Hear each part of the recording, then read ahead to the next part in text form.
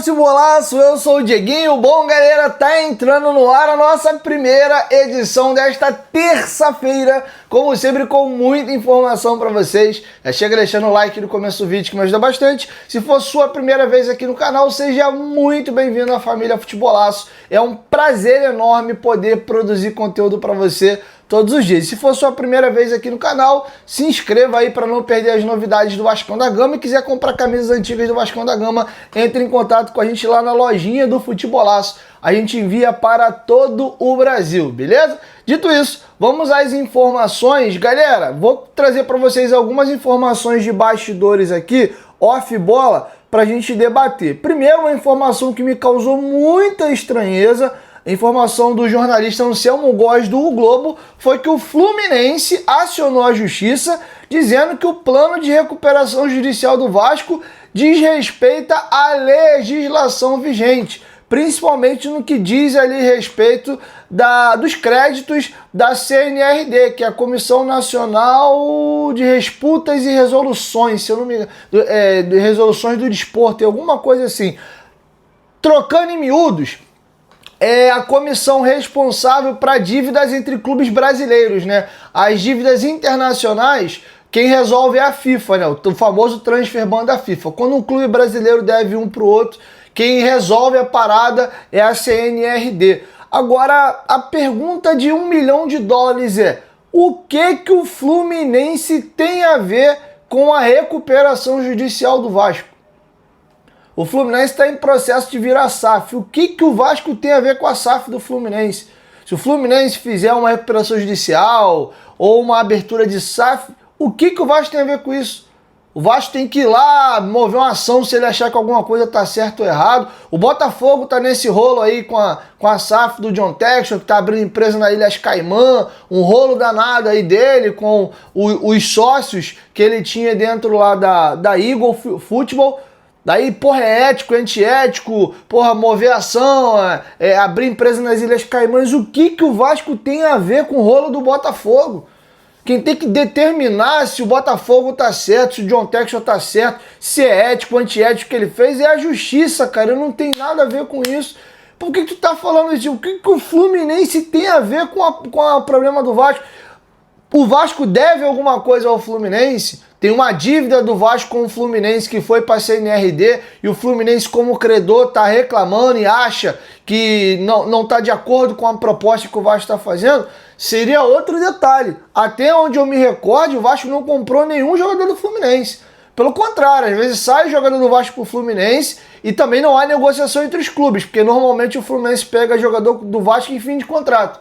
Goleiro Rafael, Leandro Amaral, Dario Conca, que não era nem jogador do Vasco, Conca era jogador do River Plate, estava emprestado. O Vasco não teve dinheiro à época, ou achou que não valia a grana, não pagou lá na época $1 milhão em 2008, né, na virada de 7 para 8, e o Fluminense na época com a Unimed foi lá e comprou o jogador junto ao River Plate. Então, que eu me recorde, não teve. O Cano foi pro Fluminense com o jogador livre, o contrato dele acabou, não houve um interesse do Vasco em renovar porque o Vasco se manteve na Série B, o salário dele era em dólar, o dólar disparou e ele entregou um 21 muito ruim no Vasco e foi livre para lá. Então assim, cara, umas paradas que são umas paradas que irritam. O Fluminense parece que o tempo inteiro ele força uma rivalidade, ele força uma briga, uma confusão com o Vasco no bastidor. Você vê que dentro de campo, Vasco e Fluminense nem tem disputado as mesmas coisas, pouco tem caído, até no Carioca, todo ano, quando vai chegar na semifinal, é Vasco e Flamengo, Vasco e Flamengo, Vasco e Flamengo, e o Flamengo tem eliminado o Vasco. Nem tem tido Vasco e Fluminense, a última que eu me recorde, o Vasco foi campeão em cima do Fluminense na Taça Guanabara de 19. O Vasco acabou sendo campeão, que o credenciou a fazer a final do Carioca daquele ano e acabou perdendo o título pro Flamengo. Agora, depois de 2006, nós temos uma semifinal de Copa do Brasil de novo entre Vasco e Flu, mas as picuinhas são setor sul do Maracanã, são as frases do Vasco, né, que o Fluminense pega às vezes para usar em rede social, como não, respeito voltou não, O Fluminense, é para quem acredita, que é uma frase que a gente usa muito, um vascaíno que usa bastante essa frase é o Zé Colmeia. Não sei se ele criou, mas talvez ele tenha sido o cara que popularizou a expressão. Enfim, cara, tem N situações que irritam, muito mais assim, bastidor, né, do que campo. Hoje o Fluminense vem de anos melhores que o Vasco, o Fluminense tem brigado um pouco mais acima da tabela, o Vasco infelizmente um pouco abaixo. Sabe, é uma parada que irrita e não sei, cara, sinceramente eu não sei qual é a parada. E aí virando a chave, mas eu quero te ouvir, deixa a sua opinião aqui embaixo nos comentários. E aqui, galera, a gente vai entrar num assunto, desculpa, um pouquinho mais extenso, mas também não é muito extenso não. O GE fez um dossiê, uma matéria muito interessante a respeito da situação da recuperação judicial do Vasco, que tem a ver com o assunto aí que eu falei agora do Fluminense, que o Vasco está tentando pedir um empréstimo de 80 milhões através de um DIP, mas num primeiro momento o Ministério Público foi contra ao Vasco o Vasco conseguir pegar esse empréstimo, tá? E esse empréstimo seria fundamental para o Vasco. E eu vou ler para vocês uma matéria do GE, não tá longa não, mas também não tá tão curtinha, e eu vou lendo aqui para vocês, fazendo uma espécie de react da matéria, e eu vou opinando aqui para a gente entender um pouquinho melhor, e como o assunto é um pouco delicado e ao mesmo tempo é um tema que foge um pouco da minha alçada, eu queria ler aqui para não trazer nenhuma informação equivocada para vocês. Vamos à matéria do GE. A administração judicial conjunta nomeada no processo de recuperação judicial do Vasco se manifestou na última sexta-feira sobre o pedido do clube para contratar um empréstimo de até 80 milhões. O parecer reconhece a urgência do financiamento para garantir a continuidade das operações, mas aponta uma série de lacunas que precisam ser corrigidas antes da decisão da Justiça. Ou seja, a Justiça ainda não tomou uma decisão. Ela entende que o Vasco precisa do empréstimo, mas segundo essa primeira análise, o Vasco precisa apresentar o que a matéria trata como lacunas, algumas informações e alguns planos para que a Justiça entenda, beleza, entendi, vou liberar sim, é correto esse empréstimo, beleza? Vamos partir agora pro segundo bloco aqui. Em petição enviada à 4ª Vara Empresarial do Rio de Janeiro, o clube solicitou autorização judicial para contratar um financiamento na modalidade DIP, que é o famoso Debitor in Possession, no valor de até 80 milhões. O recurso, segundo o documento, será usado exclusivamente para despesas correntes, como salário, fornecedores estratégicos e obrigação trabalhista e fiscal durante o processo de recuperação judicial. No parecer da AJ, há também um apontamento de que a operação vem se revelando estruturalmente deficitária, com citação dos próprios relatórios mensais apresentados para ilustrar a situação. E aqui vai vir uma aspas do parecer, tá? Isso que eu vou ler para vocês tá dentro do parecer aí da AJ.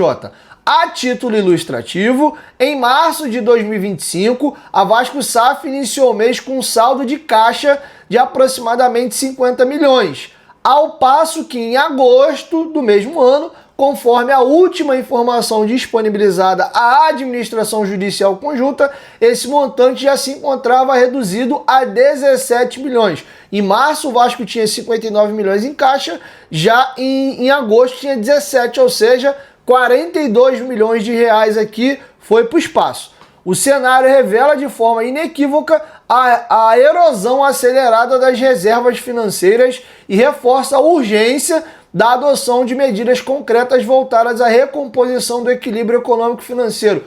Traduzindo aqui, tirando o juridiquês aqui, o Vasco está tendo a gordura, a reserva que ele tinha de 59 milhões, corroída aí pela despesa operacional por dívidas. De março para agosto foram 5 meses e 42 milhões foi para o espaço. A tendência é que com o passar do tempo, daqui a pouco o Vasco perca essa gordura e vai para o negativo. Por isso o Vasco está pedindo um empréstimo de 80 milhões de reais. E aí tem a ver um pouquinho com a parada do Ryan, tá? E voltando no tempo, claro, a falta do aporte de 200 e poucos milhões da 777, que não aconteceu. Beleza? Vamos seguir aqui. Apesar de reconhecer a urgência do financiamento, A AJ cita que o Vasco não apresentou um plano detalhado para a utilização dos recursos, exigido no próprio contrato de crédito. Entre os pontos destacados, a AJ também cita que, por envolver 20% da SAF como garantia, a operação depende de aval do Conselho Deliberativo do Vasco, conforme o estatuto do próprio clube. Mais uma pausa aqui. Segundo a AJ, que é o órgão ali dentro dos fiscalizadores da recuperação judicial, que vem fazendo uma administração conjunta, como o Vasco está em processo de abertura de recuperação judicial, o Vasco já não gere sozinho, digamos assim, o clube. Não é que ele não gere sozinho. Algumas questões ele precisa pedir a liberação e pedir o ok dos órgãos públicos, porque o Vasco está em processo de recuperação judicial. Não iniciou, está no processo de debate com credores para ver se consegue aprovar o seu plano de recuperação, tá? E dentro dessa proposta de DIP que o Vasco está pedindo, o Vasco teria que apresentar um plano, porque é um empréstimo meio que diferente. Você tem 3 anos para pagar e 1 ano de carência. Você pega um exemplo hoje, daqui até setembro do ano que vem você não paga, começa a pagar a partir de outubro do outro ano. Passou 1 ano sem pagar, você tem 3 anos para pagar. Se não pagar, o Vasco deu como garantia 20% das ações. Não é que o Vasco está vendendo 20% das ações da SAF e em troca está pegando os 80 milhões. Não, caso o Vasco não consiga honrar um compromisso, como é que ele paga isso? Ah, cara, se eu não conseguir honrar, tá aí os 20% das ações, porque você tem que ter algo para dar como garantia. É diferente de quando você compra uma casa ou quando você compra um carro. Nesses financiamentos, quando você não paga, além da dívida, o próprio bem é a garantia, né? Então, a Caixa Econômica, a instituição financeira que te empresta o dinheiro, toma o veículo de volta de você ou o imóvel de volta de você. Normalmente isso vai para leilão, e o que não quer dizer que você não fique com a dívida, né? Mas pelo menos eles conseguem recuperar o ativo. Como é um empréstimo, como é dinheiro, se o Vasco não pagar, pô, qual é a garantia que eu tenho aí? Lembrando que o Vasco está em recuperação judicial ou em tentativa de entrar numa RJ. Se o clube está quebrado para abrir uma RJ, eu vou emprestar 80 milhões? Então, por isso que a situação do Vasco é diferente de um empréstimo aí comum, tá? Então, acho que eu consegui explicar para vocês entenderem aqui o contexto. E como o Vasco pediu para deixar as ações da SAF como garantia, a AJ falou, ó, peraí, vocês não podem simplesmente ir no mercado financeiro, captar um empréstimo e dar as ações da SAF como garantia sem votar isso no Conselho de Administração e, claro, no Conselho Deliberativo do clube. Vamos partir do pressuposto aqui que não vai acontecer, mas se o Vasco não paga, e aí o Vasco perde as ações, isso só pode acontecer se o colégio eleitoral do Vasco tiver de acordo. Ó, galera, pô, se a gente não pagar, corre a gente perder as ações. Tá todo mundo de acordo? Então, é isso que a matéria está explicando. Beleza? Agora vamos para a reta final da matéria aqui. A AJ também aponta que não há um laudo econômico financeiro que atribua valor à participação acionária de 20%, ofertada em garantia, que inviabilizaria uma análise concreta para mensurar a proporção real do empréstimo de 80 milhões em relação às ações da SAF. Desse modo, o documento pede também um laudo de avaliação independente com os valores atualizados para assegurar transparência, proporcionalidade e preservação do patrimônio da associação. Veja bem, o que eu entendi aqui é o seguinte: pô, se o Vasco não conseguir pagar aí o empréstimo, perdeu as ações, 20% das ações do Vasco é proporcional a um empréstimo de 80 milhões, lembrando que, segundo a matéria, esse empréstimo tem que pagar juros, né? É 7% ao ano, como tem carência do primeiro ano e você vai pagar em mais 3, 7 vezes 4, 28, mais a correção pelo CDI, né? Então dá mais do que 28%. 8, 16, 24. Então esses 80 milhões gerariam aí... Lembrando que se eu pegar um ano de carência e pagar com 4, então 8, 16, 24, 32. Né? 32, fazendo uma conta meio burra aqui rapidinho, 8, 16, 24, 32, daria mais ou menos aí 32 milhões de juros, mais o CDI. Então esses 80 pulariam aí para uns 120, fazendo uma conta esticada aqui, 130 milhões. 130 milhões corresponde a 20% das ações do Vasco? Não, né? Então, tudo isso aqui está sendo debatido e está se pedindo, né, esse documento aqui para fazer a tal da proporcionalidade. Quanto que vale aí 20% das ações do Vasco e se condiz aí com o percentual do valor do empréstimo que o Vasco está pegando. Caminhando para a reta final, o GE diz o seguinte na matéria. Na última semana, em entrevista ao Globo Esporte, Felipe Carregal, vice-presidente jurídico do Vasco, ressaltou que o pedido de empréstimo já estava previsto na recuperação judicial para equilibrar as contas, uma vez que o fluxo de caixa da SAF havia sido comprometido pela 777. De acordo com o dirigente, o movimento seria parte fundamental para não precisar abrir mão de ativos importantes do clube, como o jovem Ryan, destaque da equipe na temporada. A venda do atacante era prevista nos relatórios entregues à Justiça no início do ano para a recuperação judicial.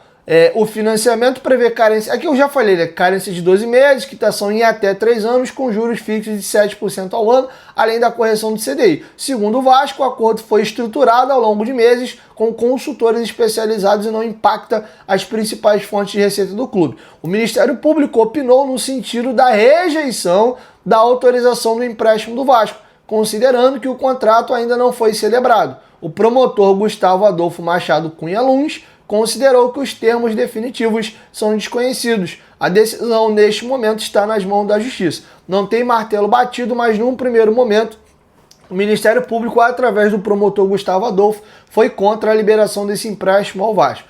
E aqui entra uma discussão, que aí a gente vai entrar na linha com cabeça de clube e torcedor ou cabeça do credor. O Vasco poderia ter vendido o Ryan e ter esse dinheiro. Ter o dinheiro para poder honrar seus compromissos e não precisar pegar um empréstimo, aumentando inclusive a dívida do clube, né? Porque o empréstimo tem juros. Mas o Vasco optou em não vender o Ryan, segurar o Ryan e tá querendo pegar um empréstimo. Então todos esses debates entram. Lembra quando eu falei sobre a precificação do jogador? Tem a ver com um monte de componentes. O mercado acompanha. O mercado sabe que o Vasco está nessa situação financeira delicada, que é fundamental a entrada de uma injeção de capital rápida, porque o Vasco está aí vendo a receita dele, a receita não, né? O caixa dele sendo corroído aí pelo fluxo de caixa e pelas despesas correntes. Então, esse tipo de situação prejudica um clube na hora de ir para uma negociação para vender um ativo. É diferente quando você está saudável financeiramente, não precisa da venda do ativo para você poder fazer a negociação. Quem vem comprar já vem botando um valor maior, porque sabe que você não está prezando a grana e não é por qualquer dinheiro que você vai vender. Então tem essas questões aqui meio chatinha, tá bom? Então tá feito o registro para vocês. O primeiro bloco aí de informações foi um pouco nesse extracampo aí, essa palhaçada do Fluminense se metendo na vida do Vasco, movendo um processo na justiça. Que ridículo. Isso é o quê? É a preliminar da semifinal da Copa do Brasil? Pô, mano, muito bizarro. E aí, galera, caminhando pra reta final, foi confirmado ontem, eu já tinha gravado o vídeo, começou a sair um zoom, até parabenizar os companheiros do Plantão Vascaíno, que foi quem deu a informação de primeira, de que o Cuesta, eles obteram a informação de que o Cuesta estava numa clínica fazendo uma ressonância magnética para ver se tinha tido uma lesão ou não. E de fato o exame apontou uma lesão leve, mas apontou uma lesão e o jogador foi reavaliado hoje e entenderam que ele não tem condição de jogo. Então, de fato, o Cuesta está fora. O Barros já estava pelo terceiro cartão amarelo e a novidade aqui no treino de hoje, preparativo para o confronto contra o Palmeiras, o Matheus França acabou tendo uma lesão e está fora. Eu vou inclusive ler o boletim médico do Vasco. Cuesta realizou o exame de imagem que constatou um edema no músculo adutor da coxa esquerda e está em tratamento integral junto ao DESP. Matheus França sofreu uma entorse no tornozelo direito durante o treino e está em tratamento integral junto ao DESP, tá? A boa notícia é que o Tietê voltou a ser relacionado, tá? E a tendência, inclusive, é que o Tietê seja titular contra o Palmeiras. Então sai o Barros, entra o Tietê, fazemos a dupla de novo com o Hugo Moura e Tietê. A zaga vai ser formada ali ou por dois canhotos, Robert Renan e Lucas Freitas. Isso já aconteceu, inclusive, no jogo com o Ceará em São Januário.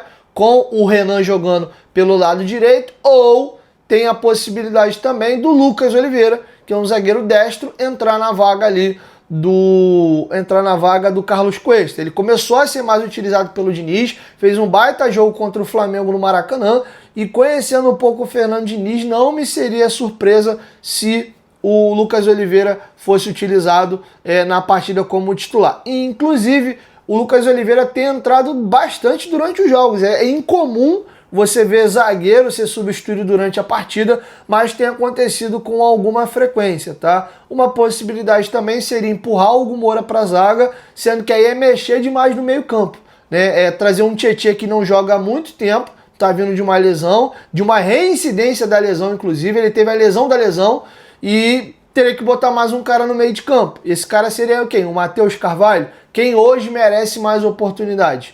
O Matheus Carvalho ou o Lucas Oliveira, pegando o que os jogadores têm desempenhado no histórico recente? O Diniz é muito de oportunizar momento. Ele não olha muito para a carreira, não. O cara que está melhor naquele momento, ele faz uma força para esticar no time. Então, estou curioso para saber qual vai ser a formação, ou melhor, a escalação que o Diniz vai optar por levar a campo amanhã. E aí, para finalizar aqui, vou trazer para vocês aqui a lista de relacionados em ordem alfabética. Andrés Gomes, Coutinho, Daniel Fusato, David, Estrela, Elder, Garré, GB. Inclusive o Elder é um baita volante, cria da base, muito promissor, tem sido relacionado com alguma frequência, mas não estreou. Tem ficado no banco ali, não tem entrado nos jogos, é um volante canhoto. Estou curioso para ver, quem sabe aí, dependendo da partida, como é que for o transcorrer do jogo, a gente não possa ver o garoto atuando um pouquinho. Tem bola longa, marca bem, é um cara forte. Então é um jogador interessante, estou curioso para ver ele no profissional. Aí tem o Garré, GB, o GB voltou de contusão e volta a ser relacionado. Hugo Moura, Léo Jardim, Lucas Freitas, Lucas Oliveira, Matheus Carvalho, Nuno Moreira. Pablo, Paulinho, Paulo Henrique, Paulo Ricardo, Puma Rodrigues, Ryan, Robert Renan, Tietê, Verrete e Vitor Luiz, tá? Então esses são aí os relacionados do Vasco para pegar o Palmeiras amanhã. Minha galera, quando a gente acha que a parada vai, o Vasco tem o último jogo aí pesado, né, dessa sequência de 4 jogos, a gente vai bem desfalcado. Se serve de alento, o Vasco tem jogado trocando escalação jogo, por N motivos, e tem ido bem. Mesmo com baixa de jogadores importantes, o Robert Renan perdeu 2 jogos. O Vasco jogou sem ele e foi bem. O Cuesta, agora, desde que entrou de titular e não vinha sendo, é a primeira vez que ele está fora. Vamos ver aí se o Vasco não sente a ausência dele. O Ryan teve um jogo contra o Bahia que ele não jogou, e o Vasco mandou muito bem sem o Ryan. Então o elenco tem se provado que consegue se virar mesmo sem algumas baixas, tá? Tô curioso para saber como é que vai ser a partida do Vasco contra o Palmeiras. O Palmeiras vem mordidaço, precisando muito dessa vitória, porque teve uma rodada passada bem ruim. Perdeu para o Bahia e o Flamengo venceu e abriu um pouquinho a gordura aí. O Flamengo tem um confronto direto, inclusive, contra o Cruzeiro nessa rodada agora, e dependendo aí da situação, o Palmeiras tropeça com o Vasco, o Flamengo ganha o Cruzeiro, o Flamengo começa a encaminhar o título brasileiro. Então o Palmeiras precisa muito vencer esse jogo e são nossos co-irmãos, mas nessa rodada específica que se dane o Palmeiras, a gente torce pro Vasco, a gente quer ganhar esse jogo aí para consolidar de vez o nosso grande momento, e se a gente quiser pensar aí em uma vaga de pré-libertadores via brasileiro, é a hora da gente pontuar bem, tá? Não ficaria insatisfeito com o empate no Allianz Parque, a gente precisa voltar com ponto. Se perder, infelizmente, com os desfalques e considerando o time que o Palmeiras tem hoje, um resultado normal. Mas seria bem bacana fechar essa sequência aí sem perder para nenhum dos 4 clubes que num primeiro momento muita gente até aventou a possibilidade do Vasco sequer pontuar. Seria uma tapa de pelica aí na cara de muita gente, mostrando que o Vasco de fato está em outro momento. E, inclusive, bem desfalcado, seria ainda mais um argumento bacana para falar do momento e do atual elenco do Vasco, beleza? Então é isso, assim eu fecho com vocês a nossa primeira edição e logo mais eu chego com mais informações. Beijo no seu coração, saudações vascaínas. Tamo junto.